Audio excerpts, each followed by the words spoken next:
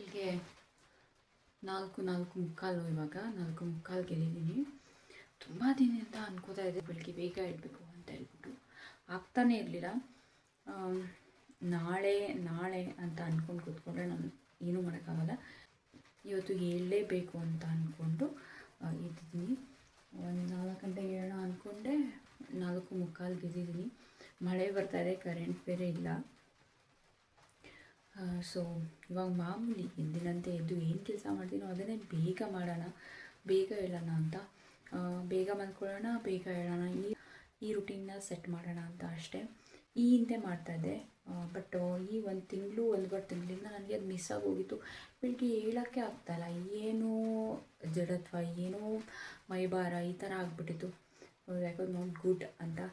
ಹೆಣ್ಮಕ್ಳು ಬೇಗ ಹೇಳೋದು ತುಂಬ ಒಳ್ಳೆಯದು. ಅವರ ಹಾರ್ಮೋನ್ಸ್ಗೂ ಕೂಡ, ಅವರ ಹಾರ್ಮೋನ್ಸ್ ತುಂಬ ಚೆನ್ನಾಗಿರುತ್ತೆ, ಅವರ ಹೆಲ್ತ್ ಕೂಡ ಚೆನ್ನಾಗಿರುತ್ತೆ. ಸೊ ಹಂಗಾಗಿ ನಾನು ಸ್ವಲ್ಪ ಬೆಳಿಗ್ಗೆ ಬೇಗ ಎದ್ದಿದ್ದೀನಿ. ಬೇಗ ಎದ್ದು ಬ್ರಷ್ ಮಾಡಿಬಿಟ್ಟು ಮುಖ ತೊಳ್ಕೊಂಡು ಬಂದೆ. ಬಿಕಾಸ್ ಮುಖ ತೊಳೆದ್ರೆ ನಿದ್ದೆ ಬರೋಲ್ಲ ಅಂತ ಹೇಳ್ಬಿಟ್ಟು. ಕರೆಂಟ್ ಇಲ್ಲ, ನಮ್ಮದು ಚಾರ್ಜರ್ ಲೈಟಲ್ಲೇ ನಾನು ಮಾತಾಡ್ತಿರೋದು ಅಡುಗೆ ಮನೇಲಿ.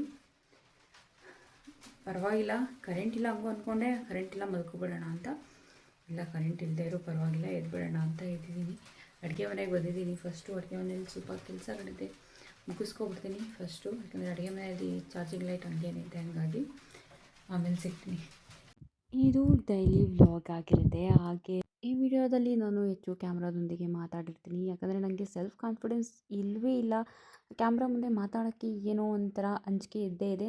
ಗೊತ್ತಾಗದೇ ಇರ್ಬೋದು ನೋಡೋರಿಗೆ, ಬಟ್ ನನಗೆ ಅದು ಫೀಲ್ ಆಗ್ತಾ ಇದೆ. ಸೊ ಹಂಗಾಗಿ ಇವತ್ತು ಕ್ಯಾಮ್ರಾ ಮುಂದೆನೇ ಆಲ್ಮೋಸ್ಟ್ ಮಾತಾಡೋಣ ಅಂತ ಅಂದ್ಕೊಂಡು ಮಾತಾಡ್ತಾ ಇದ್ದೀನಿ. 6:20 ಇವಾಗ ಅಡುಗೆ ಮನೆ ಎಲ್ಲ ಕ್ಲೀನ್ ಮಾಡಿಬಿಟ್ಟು ಬಟ್ಟೆ ಎಲ್ಲ ವಾಶ್ ಮಾಡಿಕೊಂಡು ಈಗ ಒಣಗಾಕ್ಬಿಟ್ಟು ಬರೋಕ್ಕೆ ಹೋಗ್ತಾಯಿದ್ದೀನಿ. ಹಾಗೆ ಹೂವೆಲ್ಲ ಕಿತ್ಕೊಂಡು ಬರ್ತೀನಿ.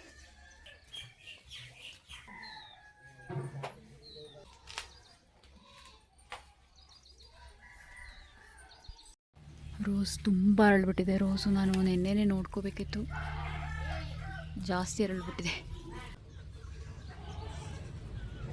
ದಾಸವಾಳದ ಗಿಡ, ಒಂದು ದಾಸವಾಳ ಗಿಡ ಇದೆ ಬಿಳಿದು. ಇದು ಬಾಳೆ ಗಿಡ ಈ ಥರ ಬೆಳೆದ್ಬಿಟ್ಟು ಅದಕ್ಕೆ ಬಿಸಿಲೇ ಸಾಕಾಗದೆ ಹೂವೇ ಸರಿಯಾಗಿ ಬಿಡ್ತಾಯಿಲ್ಲ. ಬಿಸಿಲು ಬೀಳಲಿಲ್ಲ ಅಂದರೆ ಹೂವು ಬಿಡೋ ಗಿಡಗಳು ಅಷ್ಟು ಹೂವು ಬಿಡೋದೇ ಇಲ್ಲ. ಅಷ್ಟು ಒಂದು 15-20 ಬಿಡೋದು ಒಂದು ದಿನಕ್ಕೆ. ಇವಾಗಂತೂ ಹಂಗಾಗ್ಬಿಟ್ಟಿದೆ. ಬಿಸಿಲು ಬೇಕು ಗಿಡಕ್ಕೆ. ಈ ಥರ ತುಂಬ ಒತ್ತಾಗಿ ಗಿಡಗಳು ಹಾಕ್ಬಿಟ್ರೂ ಚೆನ್ನಾಗಿ ಬರೋಲ್ಲ. ಅಲ್ಲಿ ಅಬ್ಸರ್ವ್ ಮಾಡ್ಬೋದು, ಬಾಳೆ ಗಿಡದ ಮಧ್ಯದಲ್ಲಿ ರಾಮಫಲ ಒಂದು ತೊಗೊಂಡು ಬಂದು ಒಂದು 6 ತಿಂಗಳಾಯಿತು ಅನಿಸುತ್ತೆ. ನೋಡೋದಾದರೆ ಚಿತ್ರಾನ್ನಕ್ಕೆ ಅಂದರೆ ಅವಲಕ್ಕಿ ಚಿತ್ರಾನ್ನಕ್ಕೆಲ್ಲ ಎತ್ತಿಟ್ಕೊಂಡಿದ್ದೀನಿ. ಮೊಟ್ಟೆ ಉರಿಯೋಣ ಅಂತ ಹೇಳ್ಬಿಟ್ಟು ಇದಕ್ಕೂ ಕೂಡ ಎತ್ತಿಟ್ಕೊಂಡಿದ್ದೀನಿ. ಎಲ್ಲನೂ ಎತ್ತಿಟ್ಕೊಂಡು ಸೆಟ್ ಮಾಡಿದ್ದೀನಿ. ಇನ್ನು ಹರಡಿರೋದು ಸ್ವಲ್ಪ, ಮತ್ತು ಇಲ್ಲೆಲ್ಲ ಹರಡಿರೋದೆಲ್ಲ ಕ್ಲೀನ್ ಮಾಡಿಬಿಟ್ಟು ನೀರು ಕೂಡ ಇಡಬೇಕು. ಮಂತ್ರ ಬೇರೆ ಓದ್ತದೆ. ಲಲಿತ ಸಹಸ್ರನಾಮ ಹಾಕಿದ್ದೀನಿ ಇವತ್ತು ಶುಕ್ರವಾರ ಅಂತೇಳಿ, ಕೇಳಿಸ್ಕೊಂಡು ಮಾಡೋಣ ಅಂತ. ಮಂತ್ರ ಪಠಿಸ್ತೀನಿ, ಬಟ್ ಮಂತ್ರ ಪಠಿಸೋದಕ್ಕಿಂತ ಫಸ್ಟು ಕಲಿತು ಪಠಿಸಿದ್ರೆ ಒಳ್ಳೆಯದು. ನಾವು ಆಮೇಲೆ ಬೇರೆ ಥರ ಏನೇನೋ ಪ್ರೊನೌನ್ಸಿಯೇಷನ್ ತಪ್ಪಾಗ್ಬಿಡುತ್ತೆ. ಸೊ ಅದಕ್ಕೋಸ್ಕರ ಫಸ್ಟು ಕಲಿಯೋರು ಕೇಳಿಸ್ಕೊಳ್ಳೋದು ಕಲಿಬೇಕು. ಸೊ ಹಾಗಾಗಿ ಲಲಿತ ಸಹಸ್ರನಾಮ ಹಾಕಿದ್ದೀನಿ. ಹಾಕ್ಕೊಂಡು ಕೆಲಸ ಎಲ್ಲ ಮಾಡಿಬಿಟ್ಟು ಮನೆಯೆಲ್ಲ ಒರೆಸ್ಬಿಟ್ಟು ಮನೆಗೆ ನೀರು ಹಿಡಿದ್ಬಿಟ್ಟು ಸ್ನಾನ ಮಾಡಿ ಪೂಜೆ ಮಾಡಿ ಅಡುಗೆ ಮಾಡಬೇಕು. ಲೇಟ್ ಆಗುತ್ತೆ. ನಾವು ಬ್ರೇಕ್ಫಾಸ್ಟ್ ಮಾಡೋದು ಕೂಡ ತುಂಬ ಲೇಟು. ನನ್ನ ಹಸ್ಬೆಂಡ್ ಇನ್ನೂ ಮಲಗಿದ್ದಾರೆ. ಹೇಳೋ ಅಷ್ಟರಲ್ಲಿ ನಾನು ಆಲ್ಮೋಸ್ಟ್ ಒಂದು 3/4 ಕೆಲಸನಾದರೂ ಮುಗಿಸಿರ್ಬೇಕು.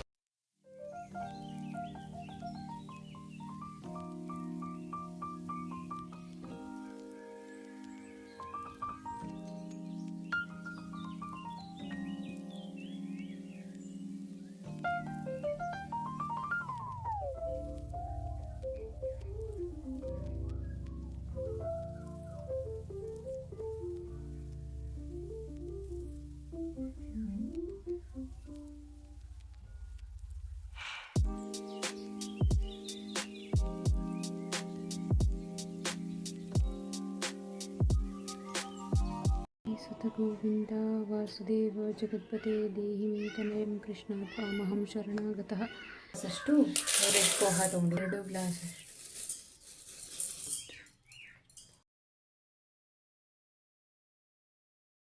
ಇದು ಕೆಂಪಕ್ಕಿಯಿಂದ ಮಾಡಿರುವಂಥ ಅವಲಕ್ಕಿ. ಇದನ್ನ 2 ಸಾರಿ ತೊಳೆದಿಟ್ಕೊಂಡು ಸೈಡಲ್ಲಿ ಎತ್ತಿಡ್ತಿದ್ದೀನಿ, ಸೋರು ಹಾಕ್ಬಿಟ್ಟು ಎತ್ತಿಡ್ತಿದ್ದೀನಿ. ಒಗ್ಗರಣೆ ಹಾಕೋಷ್ಟರಲ್ಲಿ ಇದು ಮೃದು ಆಗಿರುತ್ತೆ. ಮೆಣಸಿನ ಪುಡಿ ಹಾಕ್ತಿದ್ದೀನಿ ಫಸ್ಟು. ಎರಡು ಮೆಣಸಿನ್ಕಾಯಿ ಖಾರಕ್ಕೆ, ಒಂದು ಚಾಪ್ ಮಾಡಿರುವಂಥ ಆನಿಯನ್. ಇನ್ನೂ ಸಣ್ಣದಾಗಿ ಚಾಪ್ ಮಾಡಬೇಕು, ನನಗೆ ಟೈಮ್ ಇಲ್ಲ. ಈ ಟೈಮಲ್ಲಿ ಒಂಚೂರು ಪಿಂಚ್ ಸಾಲ್ಟ್ ಹಾಕೋಣ. ಪಿಂಚ್ ಸಾಲ್ಟ್ ಒಂದಿಷ್ಟು ಸಾಕು, ಈರುಳ್ಳಿ ಬೇಯ್ಲಿ ಅಂತ ಅಷ್ಟೇ. ಸ್ವಲ್ಪ ಖಾರ ಜಾಸ್ತಿನೇ ಆಯಿತು ಅನಿಸುತ್ತೆ. ಒಂದೆರಡು ಮೆಣಸಿನ್ಕಾಯಿ ಎತ್ಕೊಬಿಡ್ತೀನಿ ನಾನು. ಹಿಂಗಾದಾಗ ಹಂಗೆ ಎತ್ತಾಕ್ಬಿಡ್ತೀನಿ, ಜಾಸ್ತಿ ಫ್ರೈ ಆಗಿಬಿಡಲ್ಲ. ಸಾಕು, ತುಂಬ ಖಾರ ಆಗಿಬಿಟ್ರೆ ನಮಗೂ ತಿನ್ನೋಕ್ಕಾಗಲ್ಲ.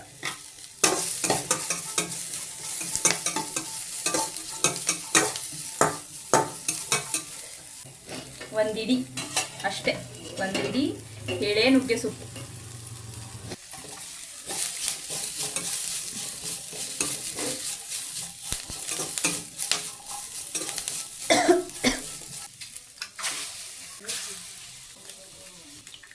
ಹಾಗಾಗಿ ಜಸ್ಟು ಪಿಂಚ್ ಸಾಲ್ಟ್ ಇದಕ್ಕೂ.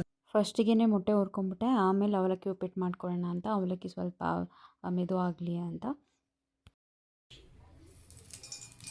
ಕಡಲೆ ಬೀಜ ಹಾಕ್ತಾಯಿದ್ದೀನಿ.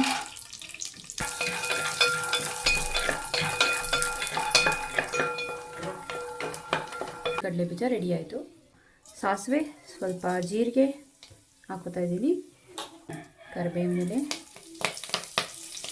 4 ಮೆಣಸಿನ್ಕಾಯಿನ ಈ ಥರ ಚಾಪ್ ಮಾಡಿ ಹಾಕ್ತೀನಿ. ಸ್ವಲ್ಪ ಕಡಲೆಬೇಳೆ,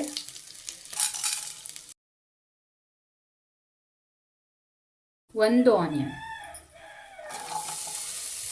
ದಪ್ಪ ಮೆಣಸಿನ್ಕಾಯಿ. ಇದು ಕೂಡ ಒಂದೇ ಒಂದು ದಪ್ಪ ಮೆಣಸಿನ್ಕಾಯಿನ ಕಟ್ ಮಾಡ್ಕೊಂಡಿದ್ದೆ.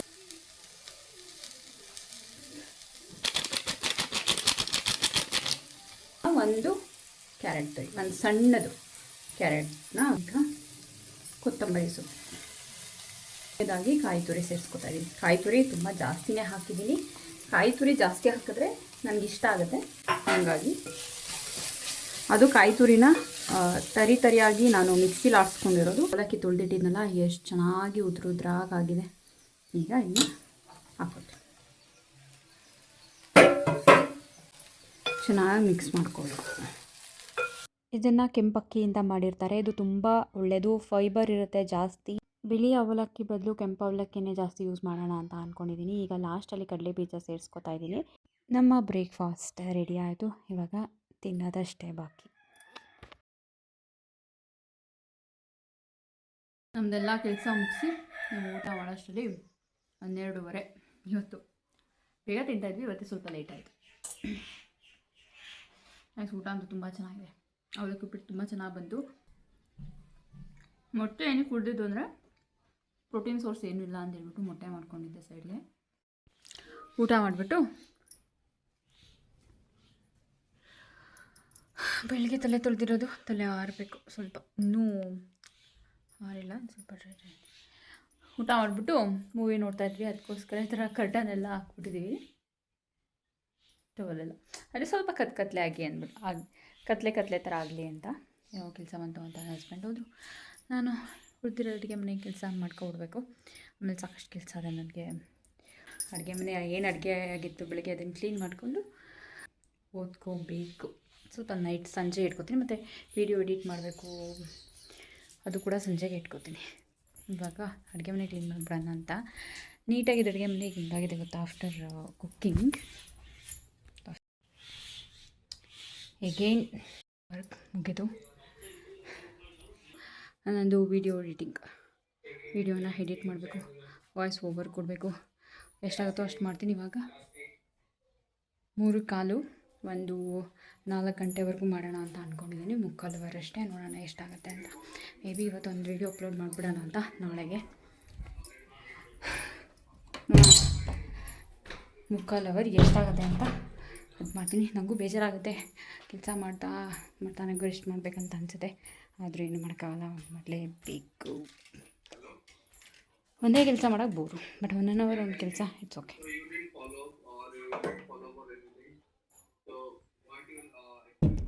ಮೀಟಿಂಗ್ ಮಾಡ್ತಾಯಿದ್ರೆ ನನಗೆ ವಾಯ್ಸ್ ಕೇಳ್ತಾ ಇರುತ್ತೆ.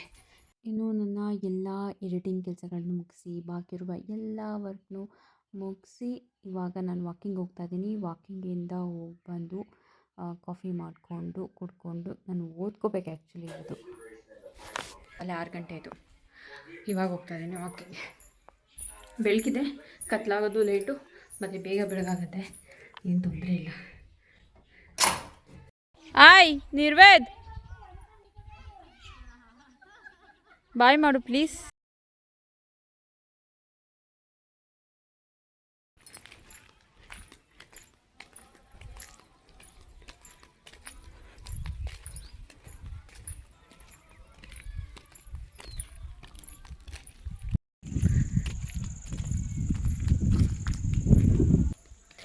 ತುಂಬ ತಂಪಾಗಿದೆ, ಆದರೂ ನನಗೆ ಶೆಕೆ ಹೊಡಿತಾ ಇದೆ.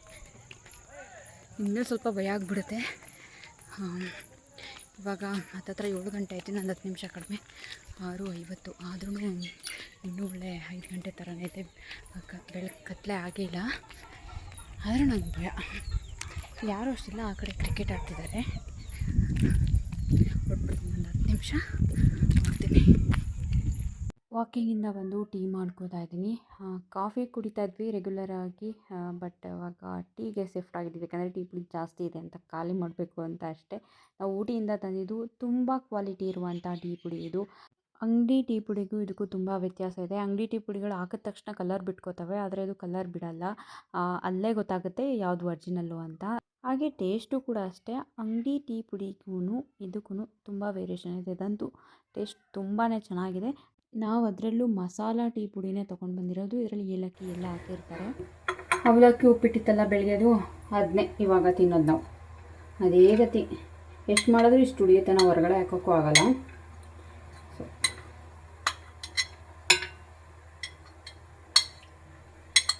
ಅವಲಕ್ಕಿ ಉಪ್ಪಿಟ್ಟು ಜೊತೆ ಟೀ.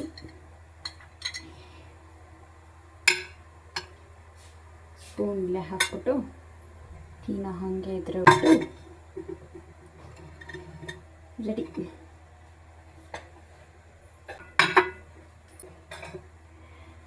ಇದು ನಮ್ಮ ಡಿನ್ನರ್.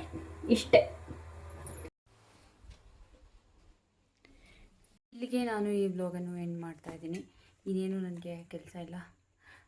ಡಿನ್ನರ್ ಮಾಡಿಬಿಟ್ಟು ಒಂದು ಸ್ವಲ್ಪ ಮನೆಗೆ ಟಚಪ್ ಮಾಡಿಬಿಟ್ಟು ಸ್ವಲ್ಪ ಓದ್ಕೋಬೇಕು. ಓದ್ಕೊಂಡು ಮಲ್ಕೋತೀನಿ. ಈ ವಿಡಿಯೋನ ಯಾರೆಲ್ಲ ನೋಡ್ತೀರ ಅವ್ರಿಗೆಲ್ಲ ದೊಡ್ಡ ಥ್ಯಾಂಕ್ಸ್. ಆ್ಯಂಡ್ ನನ್ನ ಚಾನಲ್ನ ಸಬ್ಸ್ಕ್ರೈಬ್ ಮಾಡಿ, ಮತ್ತು ಲೈಕ್ ಮಾಡಿ, ಶೇರ್ ಮಾಡಿ, ಕಮೆಂಟ್ ಕೂಡ ಮಾಡ್ಬೋದು. ವಿಡಿಯೋನಲ್ಲಿ ಎಂಡ್ ಮಾಡ್ತೀನಿ. Thanks for watching.